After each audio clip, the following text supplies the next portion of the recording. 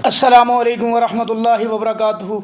मोहतरम सामीन, आजकल के मौजूदा हालात के मद्देनज़र मैं इंशाल्लाह कुछ चंद गुजारिशात आप लोगों के सामने रखूँगा, जो कि मेरा ख़्याल है कि हर मुसलमान के ऊपर फ़र्ज़ है कि वो उसके अंदर अपनी पार्टिसिपेशन दे, चाहे वो फ़िज़िकली दे, चाहे वो वर्बली दे, चाहे वो सोशल मीडिया के ज़रिए दे। आजकल सोशल मीडिया का दौर है, तो मेरा ख़्याल है हर बंदे को ये आवाज़ बुलंद करनी चाहिए। मेरे भाइयों, जैसा कि हम लोग कौमी असम्बली के अंदर जिन मेंबर्स को भेजते हैं, सारी सिलेक्शन के अंदर हमारा हिस्सा होता है। हम लोग इनको वोट देते हैं, और वोट इसलिए देते हैं कि ये हम लोग हमारी नुमाइंदगी करें, वहाँ पे जाके हमारे जज्बात की अक्कासी करें। लेकिन होता वहाँ पे इसके बरक्स है। मेरे भाइयों, वोट हमारे लेते हैं, लेकिन बोली ये लोग वहाँ पे जाके अखियार की बोलते हैं। कोई सिखों की बोली बोलता है, कोई हिंदुओं की बोली बोलता है, कोई यहूदियों की बोलता है, तो कोई उस ईसाइयों की बोलता है। मेरे भाइयों, आप देखते हैं कि हमारे मुआशरे के अंदर, हमारे इस मुल्क पाकिस्तान के अंदर, जिसको ला इलाहा इल्लल्लाह की बुनियाद पे लिया गया, हम लोगों ने हम सब ने ये देखा कि एक गुरुद्वारा बना सिखों को अकोमोडेट करने के लिए, और हमारे कौमी ख़जाने से सारा उसके ऊपर ख़र्च हुआ।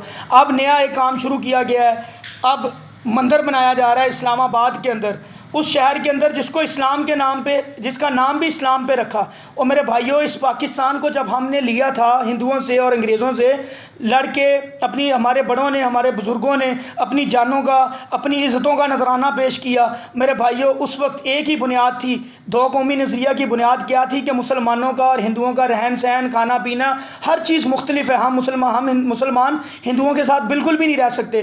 तो आज उन्हीं हिंदुओं को 100 कुछ, मेरा ख्याल है 148 हैं या कितने, 150 के करीब हिंदू हैं, जिनको अकोमोडेट करने के लिए एक इतना बड़ा मंदिर बनाया जा रहा है, और वो भी कौमी ख़जाने से, हम लोगों के पैसों से। और मेरे भाइयों, मसाजिद अगर हम लोगों ने बनानी हो तो उनके लिए NOC लेना पड़ता है। कई दफ़ा हमें बार बार चक्कर काटने पड़ते हैं, तब जाके कि मसाजिद के लिए इजाज़त मिलती है। और इसको बगैर इजाज़त के बड़े अच्छे तरीके के साथ, अहसन तरीके के साथ सब कुछ बना के दिया जा रहा है उनको। और मेरे भाइयों, इसको वायलेट करें, इसकी वायलेशन करें, इसकी जितनी रेजिस्टेंस कर सकते हैं, जितनी मुज़ामत कर सकते हैं करें, चाहे आप जिस भी प्लेटफॉर्म से जो भी कर सकते हैं करें। मेरे भाई, इसके अंदर हिस्सा डालें अपना। देखें, कुरान मजीद में अल्लाह ताला क्या फरमाते हैं, इन्ना दीन इंदल्लाहिल इस्लाम, बेशक अल्लाह ताला के नज़दीक पसंदीदा दीन इस्लाम है। और इसी तरह नबी सल्लल्लाहु अलैहि वसल्लम ने जब मक्का फ़तह किया, मेरे भाइयों, अल्लाह के नबी बुत शिकन थे, हज़रत इब्राहीम बुत शिकन थे।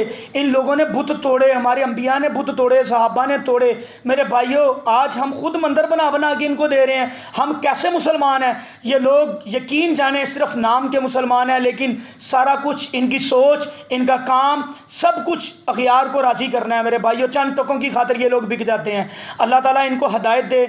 इसी तरह मेरे भाइयों, जब अल्लाह के नबी ने बुत तोड़े थे खाना काबा में फ़तह मक्का के बाद, तो अल्लाह ताला ने क्या फरमाया? अल्लाह ताला कहते हैं, नबी सल्लल्लाहु अलैहि वसल्लम कह दे, वकुल जाल हक़ व ज़हक़ल बातिल, कि हक़ का कह दो कि हक़ आ गया है, हक़ आ गया और बातिल मिट गया है। इन्ना कानत वकुल जाल हक़ व ज़हक़ल बातिल इन्नल बातिल कान ज़हूक़ा। और बेशक अल्लाह ताला क्या कह रहे हैं, बेशक बातिल तो है ही मिटने के लिए। और मेरे भाइयों, अल्लाह के फजल से जहाँ पे हक़ होता है वहाँ पे बातिल की कोई जगह नहीं होती, बातिल वहाँ से भाग जाता है। इसी तरह मेरे भाई, इसी तरह कल की असम्बली में गालिबन ख्वाजा आसिफ ने कहा कि किसी भी मज़हब को किसी के ऊपर कोई फ़ौक़ियत नहीं। मेरे भाइयों, इस्लाम गालिब होने के लिए आया। अल्लाह ताला क्या फरमा रहे हैं, इस्लाम गालिब होने के लिए आया, और अल्लाह के नज़दीक एक ही दीन पसंदीदा है, और वो दीन कौन सा है? इस्लाम।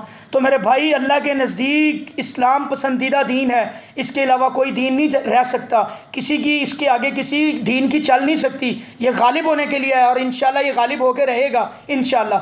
इसी तरह मेरे भाइयों, अक़लियतों के जो इस्लाम के नज़दीक कुछ हकूक़ हैं, वो हकूक़ क्या हैं? इस्लाम के नज़दीक जो अक़लियतों के हकूक़ हैं, मेरे भाइयों, इस्लाम के अंदर जो अक़लियतों के हकूक़ हैं, अब इस्लाम के अंदर जो अक़लियतों के हकूक़ हैं, मेरे भाइयों, इस्लाम ये ज़रूर कहता है कि ये जो जज़िया देते हैं, ये जो टैक्स देते हैं, मेरे भाइयों, इस्लाम इन लोगों की इज़्ज़त की, इनके जानो माल की, इनकी औरतों की हिफाजत करता है। लेकिन इस्लाम कतन इस चीज़ की इजाज़त नहीं देता मेरे भाई कि इन लोगों को नए मंदिर बना के दिए जाएं, इन लोगों की इबादत गाहों को नए सिरे से बनाया जाए। हाँ, जो इनकी इबादत गाहें हैं उनके अंदर ये जाके अपनी इबादत करें। तो मेरे भाई जो भी मुसलमान मेरा भाई ये पैगाम सुन रहा है तो इसके अंदर अपनी अपनी पार्टिसिपेशन दें, इसको ज़्यादा से ज़्यादा शेयर करें और इस चीज़ को, अपनी आवाज़ को बुलंद करें ताकि आप लोग भी अल्लाह के फजल से इस कार खैर के अंदर हिस्सा डालें। कभी ये लोग ख़त्म नबूवत को छेड़ते हैं मेरे भाइयों, ख़त्म नबूवत के ऊपर, इन चीज़ों के ऊपर हम लोग अल्लाह के फजल से कभी भी कंप्रोमाइज़ नहीं कर सकते। एक मुसलमान का ईमान इस चीज़ की इजाज़त नहीं देता कि इन चीज़ों के ऊपर कंप्रोमाइज़ करे। अल्लाह के फजल से हमारी जान की ज़रूरत पड़ेगी वो भी देंगे, हमारे माल की ज़रूरत पड़ेगी इंशाल्लाह वो भी देंगे। इसलिए मेरे भाई अपना इस काम के अंदर हिस्सा डालें ताकि ये जो देखें इन चीज़ों से इन लोगों की हौसला अफजाई होती है। ये नेक्स्ट टाइम और नए से नए काम, कल को कोई यहूदी उठ के कहे कि जी हमारा भी यहाँ पे टेंपल बनाएं, इसी तरह कोई ईसाई उठ के कहे जी हमारा यहाँ पे चर्च बनाएं, इसी तरह कोई और उठ के मजूसी कहे कि हमारी भी इबादत गाह बनाएं। मेरे भाइयों ये रवायत गलत है। इस्लाम के अंदर इसका बिल्कुल कोई भी किसी किस्म की भी कोई क्वेश्चन नहीं है इस्लाम के अंदर इन चीज़ों का। तो अल्लाह के फजल से अपना इस हिस्सा डालें और इस चीज़ को, आवाज़ को बुलंद करें, चाहे कोई नून लीग का है, चाहे कोई PTI का है, चाहे कोई भी। मेरे भाइयों हम सबसे पहले मुसलमान हैं तो मुसलमान होने का सबूत दें। अस्सलामु अलैकुम व रहमतुल्लाह।